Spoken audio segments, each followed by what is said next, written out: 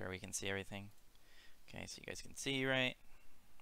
Just okay, so I'm probably only going to use SS to A or SS to A minus. It doesn't really make sense for there to be a D to SS when I'm just doing solo lane and I'm only talking about the gods that are like actually viable. And like the worst gods in solo lane are the gods that you can only play in very specific scenarios, very specific matchups, right? So I'm probably just going to use SS to A. So A is going to be your worst gods in solo, but still viable. And then SS is going to be your super viable, destroy in lane. They're going to be like the gods in rank that you can carry with and that kind of thing. Yo, Hughes, thanks for gifting another sub to Sam for Soccer. Thank you very much, Hughes, and welcome, Sam. That's the 34th gifted sub to this channel from Hughes. Welcome, Sam. Alright, so, like I said, SS to A. SS, you're going to be able to dominate ranked with these gods. This is going to be your best gods to carry in ranked with and stuff like that. So this tier list is mainly ranked, but it's also a little bit competitive. It's just from my experience competitive. But like, you know, most of the people watching this video and watching on stream right now are going to be using this in ranked. So I think that's the best thing to apply to. So let's start off with Achilles, the new god. So I'm going to put Achilles in SS. He wins pretty much every matchup. He gets extra power from his passive, so he kind of just dominates. He outtrades everybody. He gets a lot of healing from his 2, so that helps a lot as well. But in general, he's just probably one of the best solos right now. And he wins every matchup. However, his late game isn't too good, so I mean, it's okay. You still have the opportunity to execute people, and if you build correctly, you still do a lot of damage. You can 1v1 pretty much anybody as long as you have thorns and stuff. So I wouldn't say his late game isn't that bad.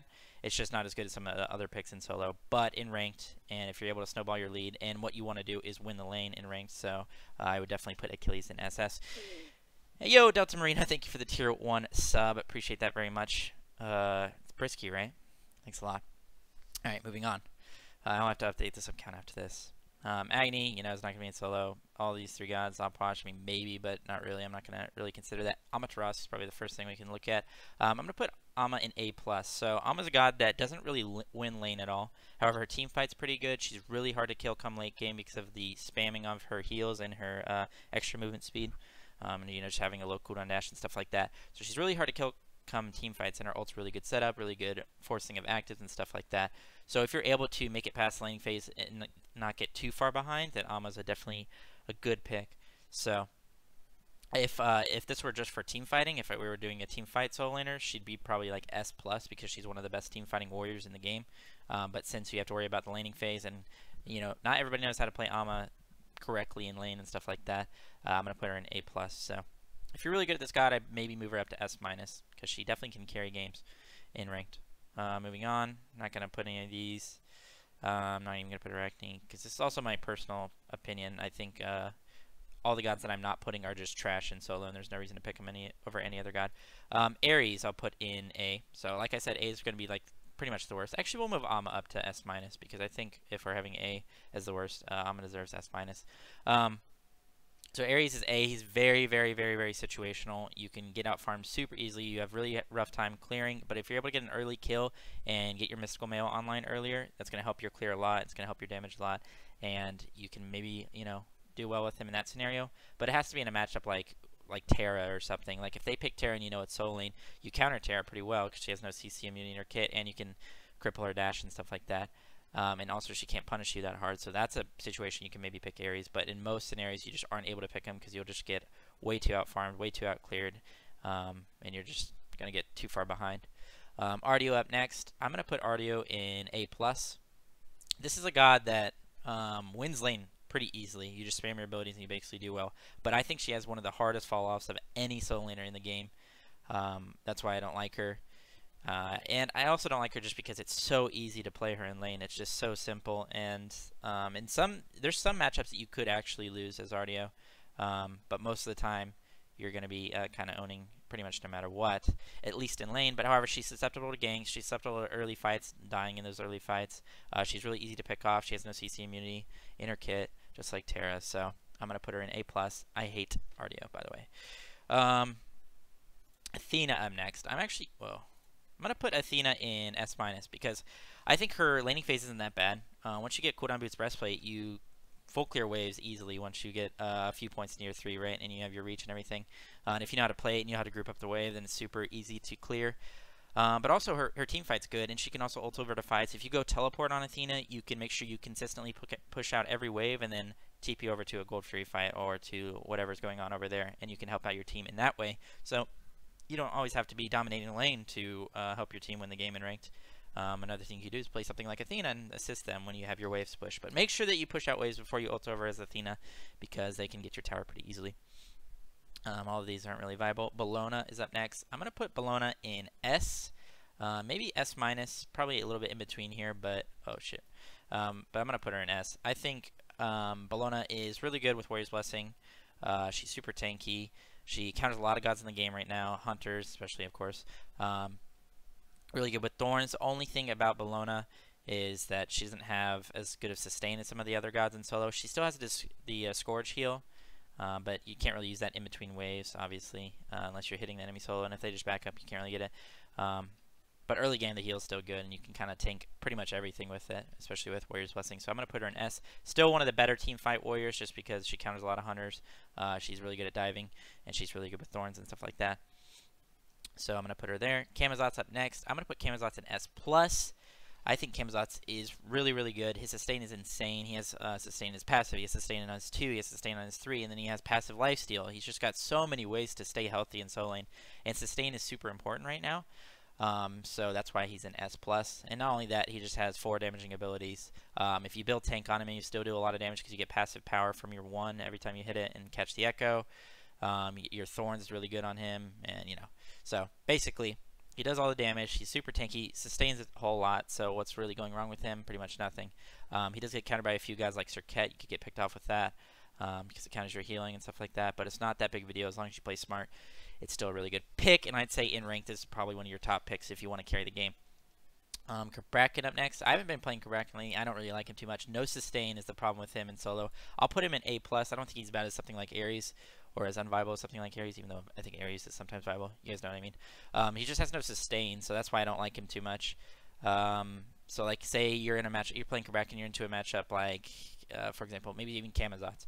If this Camazotz pokes you out, even if you trade evenly with him, he's the one who was sustained, so he's going to win that trade, right? He's just going to sustain back up, and you're just going to be sitting as a stupid Kraken who has no sustain. So that's why I put him in A+. However, he still has 4 damaging abilities, which is super important, I think, in solo. Allows you to kill pretty much whoever you want when you're diving the backline. So that's still good. If you're able to get out of the laning phase decently even, then I think he's still a good pick. But yeah, I just don't really like his lane too much right now. Chalk, I'm going to also put in A+, maybe S-. I might switch it up here. So he's a little bit different than Amma. Chalk is really good in lane, and he is pretty unkillable. He's really hard to punish. He gets his gold. He does what he's supposed to do, and he's really good in early game jungle fights. He does a lot of damage there, especially if you max your 1 and your 2. However, he falls off a good amount. His late game isn't nearly as good as something like Amma, so they're kind of in reverse. So Amma isn't that great in lane, but she's good in fights, and then Chalk's pretty good in lane, but not too good in fights. So they're kind of reverse. So that's why I maybe put Chalk a little bit up, but I think you could play Chalk in ranked and still do pretty well, and maybe snowball game. However, you have to keep in mind that his late game is pretty trash. Cerberus up next. So he just got buffed, and I already thought he was probably like sitting around S, and he could be in contention for SS for sure. He's unpunishable. He does an insane amount of damage. He has everything going for him. He has the sustain. He gets the sustain from the enemy soul laner, and most of the time that person is going to have sustain in their kit because they're just so good.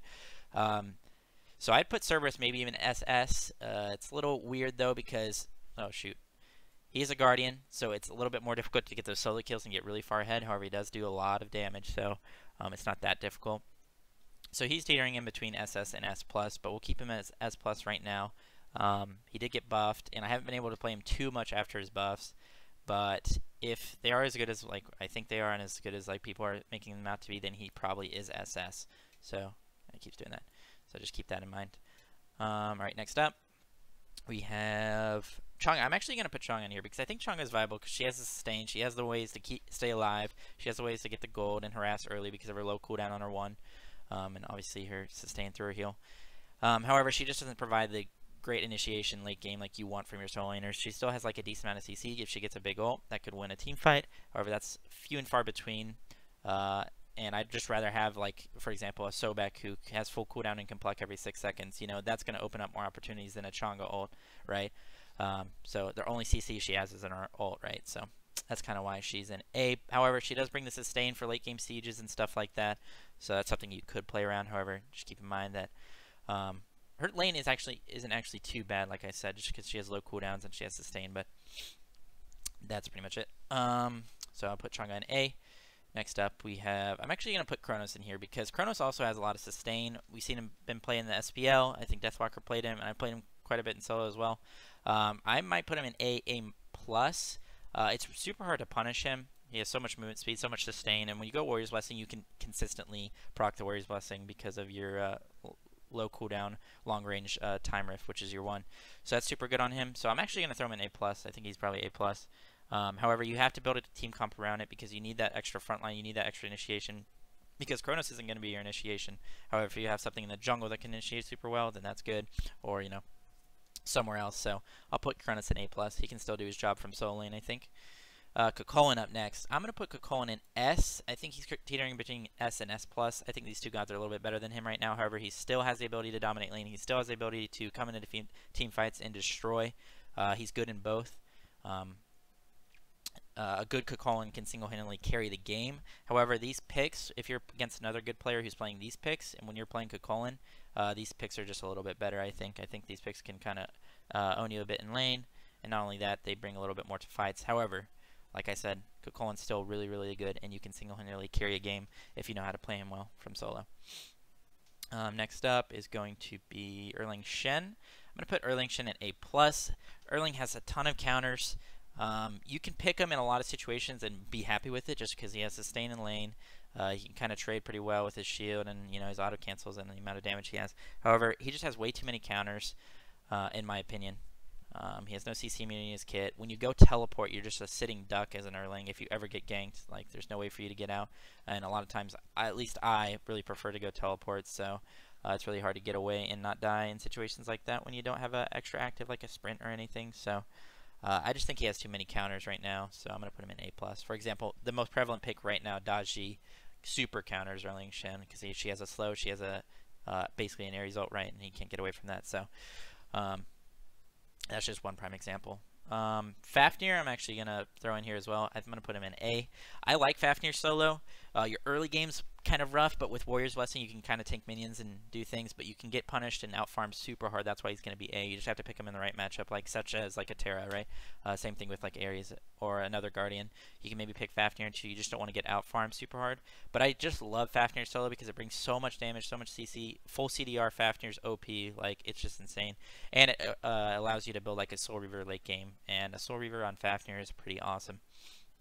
Next up is going to be Fenrir. I like Fenrir a lot, and I'm going to put him in S-, maybe even S. I know it's kind of crazy because Bellona and Kukulkan are up here. He's a little bit in between. I kind of want to put him in S. I think he does really well in lane. He has the sustain to back it up with his lifesteal on his 2. It's just so much sustain. He gets the physical power, so if you're building tanky on him and you're still getting that physical power from your 2, it's like, you know, it's kind of like Robin Jungle when you can build tanky, you know what I mean? It's like, or when you can build damage and you're still going to be tanky because of your ults and stuff like that, and like how it used to be in your immunity on your 2. It's similar to that. You can build tanky on Fenrir, but still get the damage from your 2, and you can still do a lot of damage. And you can build a little bit of a hybrid. He counters a lot of things in solo. I think he's decent into Achilles. I think he's decent into Cerberus. I think he's decent into pretty much all the picks we've already talked about. You just have to play it correctly. And of course, the jump, he can immune a lot of abilities, or not immune, but jump over a lot of abilities that are good in solo. So I'm going to put Fenrir in S. If you're a good Fenrir, you can definitely carry a game from solo lane with him. You just got to make sure you're getting your kills. Gabe, I'm going to throw down into A. It'll probably be A or A+.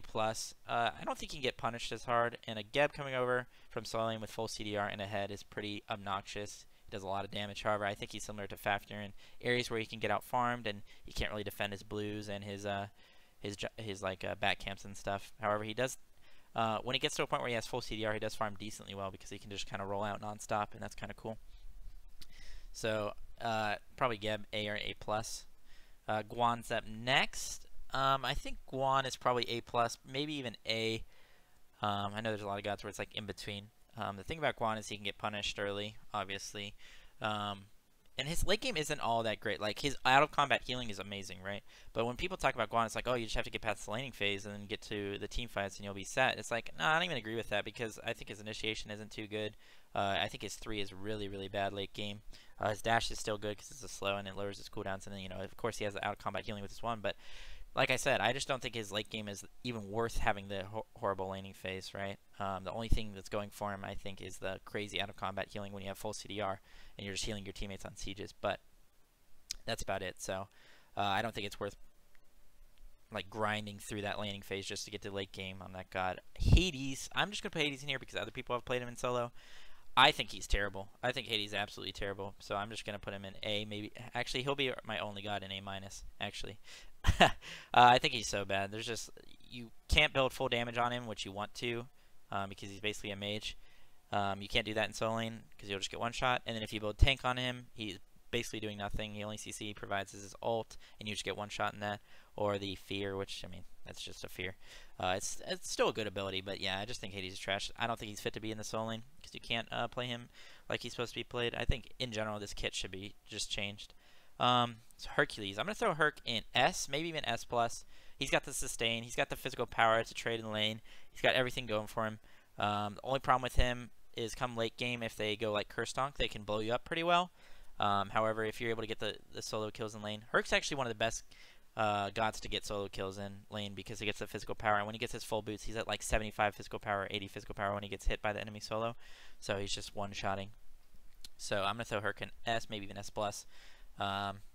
Definitely can get kills with him in lane, and then come team fights if you have full CDR and you're spamming your heal, and they don't have any anti-heal, or even if they have anti-heal and you go like Shield of Regrowth or something like that, you're gonna be flying around plucking people and destroying them. So put him in S for now.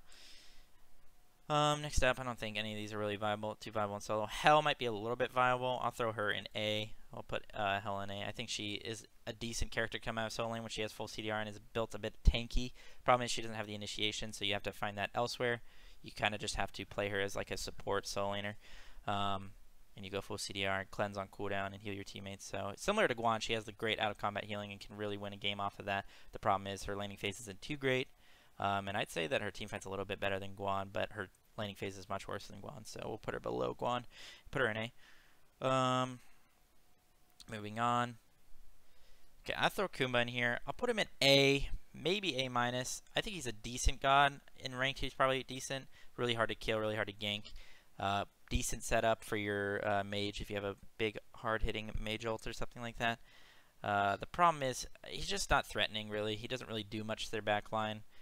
He can really annoy them. He can be super annoying to their backline. It's just not something like a Camazot's going on their backline. That's going to kill them, and that's something that they have to use actives on and stuff like that. Kumba's not really like that. Because in order to be like that, you have to build kind of hybrid and go like a Sorbier and stuff. But if you go like a Sorbier and stuff, you're actually pretty easy to kill. So yeah. Kuzon Bow. I'm going to put Kuzon Bow in S-. I think Kuzon Bow's pretty viable. I haven't been playing him too much lately, but when you get full CDR on him, you can throw your turtle out nonstop, and you upgrade your 2 after your 1. Your cooldown's shortened instantly. You can throw out turtles nonstop if they keep hitting you. He's super tanky, super hard to kill, and you can punish a lot of picks right now. And when you walk into abilities with thorns in your 2, you actually reflect a ton of damage. His laning phase is pretty good if you push people through the wave and stuff like that. So I mean, like, every time you push somebody through the wave, even if it's a rank 1, it's 240 damage. So just think about that. If you max your 1 and then you do 240 damage with a rank 1 ability, obviously your landing phase is going to be pretty good. So I'll put Kuzon Bow in S-. Where's my Khepri solo? I hate Khepri. Neja, actually, I'm going to throw on here. I'm going to put him in A+, maybe even S-. I'm going to put him in S-, actually. I think Neja is actually pretty good. You have to pick him into the right matchups. He can kind of get owned by some of the high-pressure warriors, but he dives super hard in team fights. He does a ton of damage. He gets random crits when he's building full tank, and they go for like 300, which is just a lot of good extra damage. You're never going to be critting on a warrior. Not only that, but he's good setup with his ult. Super hard to kill, especially when he gets those tank items come team fights. And his sustain in lane is the super important part. I almost missed that part, is that his 2, when you have full stacks, and you should have 20 stacks pretty much throughout the entire laning phase as long as you keep them stacked up, his sustain is just really good. It's like a 200 burst heal every time. So, oh shoot. So yeah, That's why Neja is pretty viable in solo right now.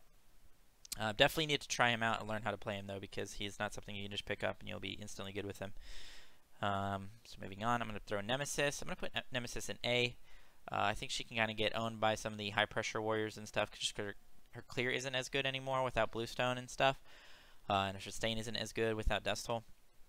When you max out your shield, though, you're super hard to kill. And when you're a tank, Nemesis, and you're building a little bit hybrid, you're still going to do a lot of damage because you have the high damage ult, right? And it's going to shred their protection and stuff, so you don't really have to build pen too much.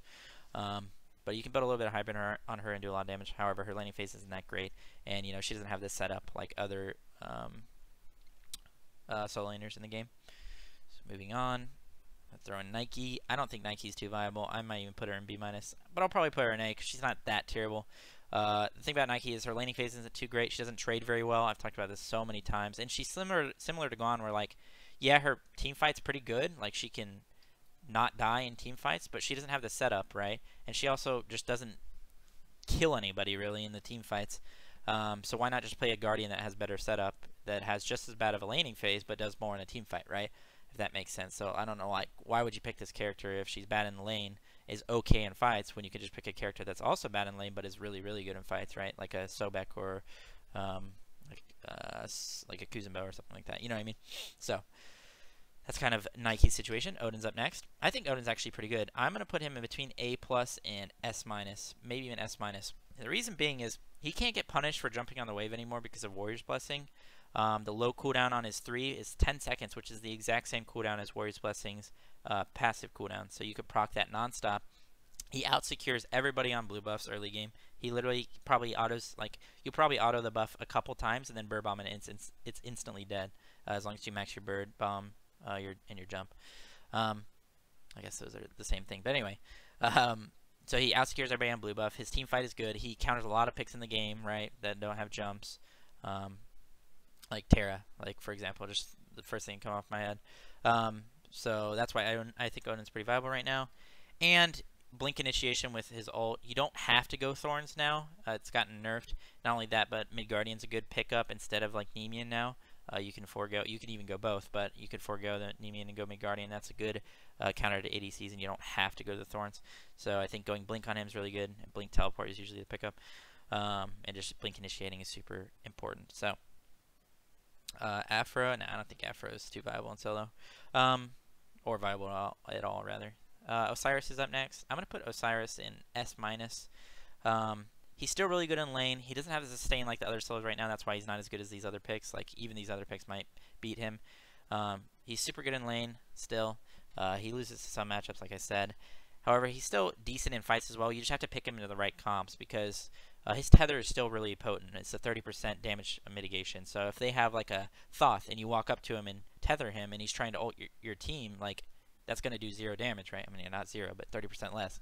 So that's a really good counter right there, for example. So you just have to have him into the right comps for the team fights because his team fight isn't insane, but he can still dive the backline super well and one-shot people, especially with Mystical Mail and stuff. So up next is Robin. I think Robin's a little bit underrated. I'm going to put him in A+, though. He's pretty good with Warrior's Blessing, actually, because he's just so tanky with it. It's like old Mark the Vanguard, is that he could just auto nonstop and he can get his shields. He can just keep refreshing his shield on his passive and he'll never take damage. The low cooldown on his one is good. It helps him proc his Warrior's Blessing quite often. The problem is he's just kind of better in jungle, and if you don't build him full damage, you don't really do your job because you're supposed to dive super hard and kill them. You can still kind of do that if you build a little bit of a hybrid coming out of solo, so I put him in A+. I think he's a little bit underrated because his lane isn't that bad. So moving on, put Ratatasker. I'll also put Ratatasker in A+. I think Rat's a little bit underrated as well. Notice that there's a lot of picks right here. It's just because they have to be picked into certain comps with certain comps, and they're still decent picks, and they can do their jobs. It's just they aren't always doing their job like these gods. That's the thing about these tier lists, is that these gods you pick, and no matter what, they're going to do their job, and they're going to own. These picks, however, have to be picked in certain scenarios. It may not always do their job, but may even do their job better than these gods, depending on the pick or the game. But yeah, it's just like a situational thing. So Rat, like I said, A+. I think he's a little bit underrated. Really good initiation with his ult, really good rotations. Can get TP and instantly be at mid fights, the mid camp fights and stuff like that. Really good at rotating, really good at farming. He's super fast, has a low cooldown dash, stuff like that. His lane isn't that bad either. He gets the sustain from his acorn, and he gets that pretty early. So you do have a lot of kill potential with Rat because you can buy the acorn from lane, which means you're gonna have 50 physical power over the enemy soul lane or so. Just like Achilles has kill potential because of that. Just like Herc has kill potential because of that. You know, Cam has kill potential because of that. Whenever you have more physical power than the enemy solo, or more power than the enemy solo, you're just gonna have a power play over them. So that's why Rat's pretty good in lane as well. Next up is Sobek. I'm going to put Sobek in S. However, I think he might be even S+. He's so hard to punish for not being able to clear the wave because you can't push up to their tower to clear the wave or to hit him because he's just gonna grab his pluck at level 2 and he's gonna pluck you in a tower. So you can't punish him for having bad wave clear. He's not gonna take any damage from the wave for tanking it past the tower because he can go breastplate and Warrior's Blessing and have his 3 up non-stop and just constantly be healing. So there's no way to punish him. There's no way to really mess with his laning phase unless you get a gank and you somehow kill him, but it's still super hard. He has a lot of trade back potential, like I said, because of his pluck into tower. So it's just super hard to punish him, and it's so hard for you to clear right now with Warrior's Blessing, because like you have 0 power and you do 0 damage to the wave, and it takes forever to clear it. That like you have to stay in lane. And before, what happened was you would outclear a Sobek, and then you would just walk into the jungle and get things, and that's why he was bad. But now there's nothing for you to get in the jungle, for one. There's no like fire elementals or anything like that. And not only that, but it just takes so long for you to clear that he can keep you in lane and keep 1v1ing you, which is what he wants to do, until he gets to the fights. Because Sobek is probably single-handedly the best Guardian in the team fights coming from solo. A full CDR Sobek plucking non-stop, 6-second cooldown. It's just insane. So he just doesn't really have a downside. So if you know how to play Sobek, he might be even S+. So, yeah. Full cooldown Guardians are basically super good. And also, like I said, since sustain is so important right now, I already talked about it, but he has the 3 sustain, and if you just keep the minions alive and keep sustaining off them, if you hit the minions and the enemy solo with your 3, that's like a 250 burst heal, so that's really good. Up next is going to be Wukong. I'm going to put Wukong in S-, maybe even A+. I think Wukong's actually pretty decent right now. He has a lot of... Wukong's really good at clearing and getting out of lane and farming. So if he's able to do that into a matchup like Sobek, or into a matchup like Ama or Kuzon Bow or anything, just anything like that, he can out-farm super hard, and he's really, really hard to deal with in fights, right? A full CDR Wukong, when he has like escapes and he has his ult to get away, super hard to deal with in fights. So I'd put him in S-, maybe even A+. Maybe he's a little bit more situational, but I think you could pick him in general and do pretty decent with him. Coming up next is Terra. So Terra was changed yesterday. Before I thought she was probably like an A+ solo laner. She's decently viable and competitive, less viable in rank because you can't carry too hard with her. But she actually has a damaging ult now. And it's pretty good. It scales pretty well. So all 4 of her abilities do damage now. So I think that actually increases her viability as a solo laner by a little bit. So I'm going to put her in S-. Like I said, though, I haven't been able to test it too much because it just was changed yesterday. But if I had to think about it real hard, real nice and hard, I would say that Terra is probably S-. So that's just my opinion. She has a really good build path right now. Cooldown Boots, Breastplate, Voidstone, Urchin, Asclepius, Lotus Crown. It's going to do a lot of damage. It's also going to be a lot of utility for your team. People say that the heal on Terra 3 on the Monolith is trash, and I just completely disagree. I think it's really good, especially coming from solo lane when you can build a little bit more CDR and you have the Monolith up all the time, and you have Rod of Asclepius. That's like a 25 per tick heal at that point, maybe even 30. And not only that, it's up all the time. Like I said, it's just 100% uptime. So SWK higher than Chalk? That seems iffy. No, I think SWK is definitely better than Chalk. Chalk does not farm nearly as well as Wukong, and that's kind of important, getting back camps and stuff like that, just running over wherever. Alright, up next is I'm going to throw Susanoo in here, I think. I'm going to put Susanoo in A. I think he's viable in some scenarios. You can kind of build hybrid on him and dive backline super well. He's really good into picks like Janus and stuff. He makes good use of Glad Shield just because he can get so many procs of it, because all 4 of his abilities are damaging, and he has AoE abilities. However, I think he's a bit situational. You can kind of get punished by the high pressure warriors and stuff like that, so I'll put him in A. Thanatos I'll throw in here as well. Put Thanatos in A as well. He kind of gets out pressured by high pressure warriors. However, he has a lot of sustain, so he has the sustain going for him like most solo laners do right now. Good late game because he is a tank. He's like a full tank, and if he just gets his executes, he's doing his job.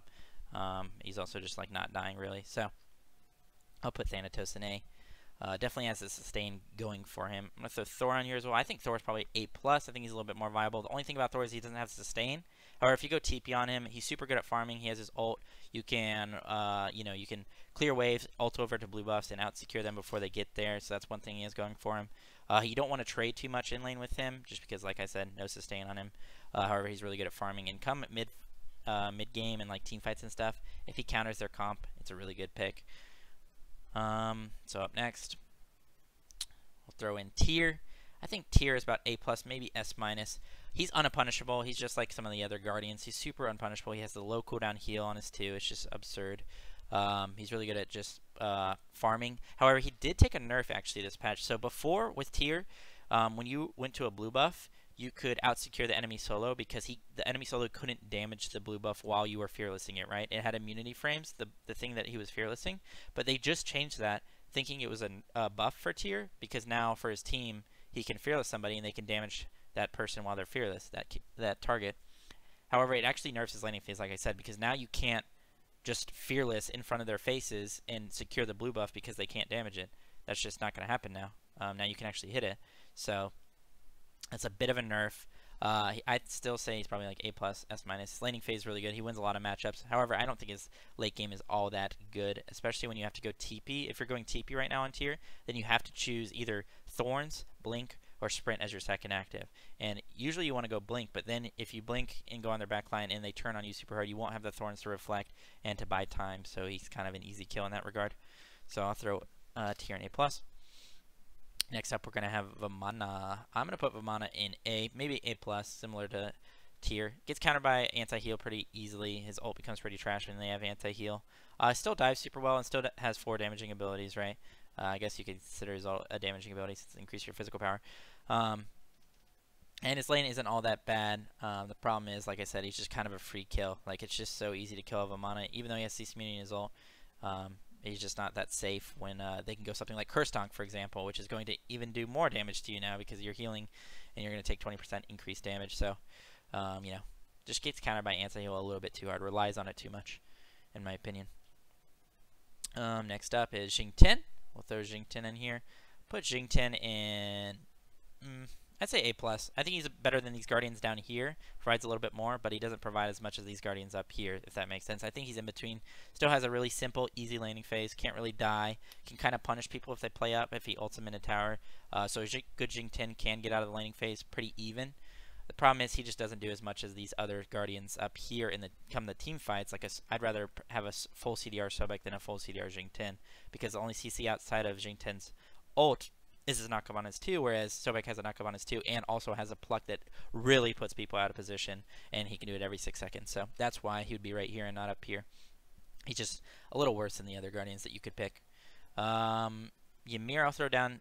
Actually, we'll put Ymir in A+, because Ymir's an outlier. He's a Guardian that actually does really well in lane, but falls off decently hard come really, really late game. He can still counter people really hard with his wall, and it's really good to have full CDR and coming out of solo lane and have a wall to just counter people.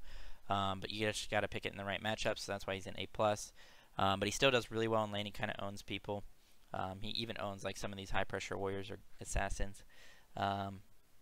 But he is kind of a sitting duck, especially in the late game fights. He's just so slow. It's just such an easy pick. If you get split at all or get isolated at all, you're just kind of a free kill.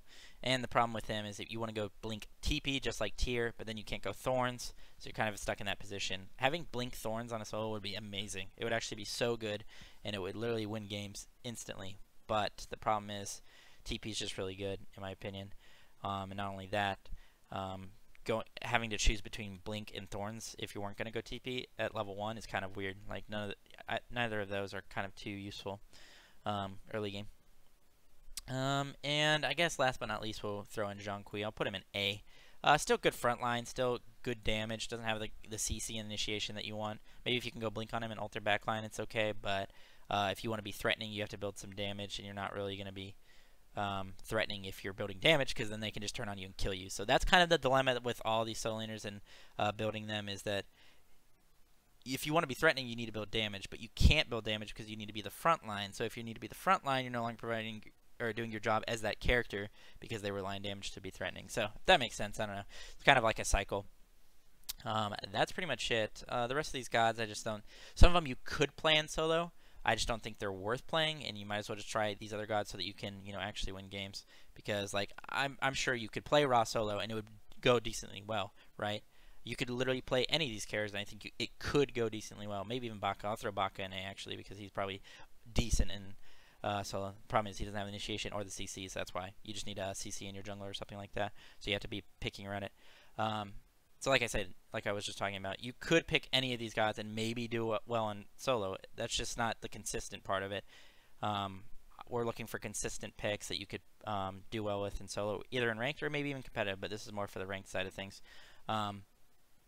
So yeah, that's my tier list. I hope you guys enjoyed the video, and everybody watching on stream right now, I hope you guys enjoyed it. Let me know if you agree, disagree, why not, all that kind of stuff. I hope you find the video informative and maybe try out these picks that you haven't been picking in solo and maybe, win some ranked games with it. So that's going to be the end of the video. Thanks for watching, and I'll see you guys next time. Alright, that's it, guys. Any questions before I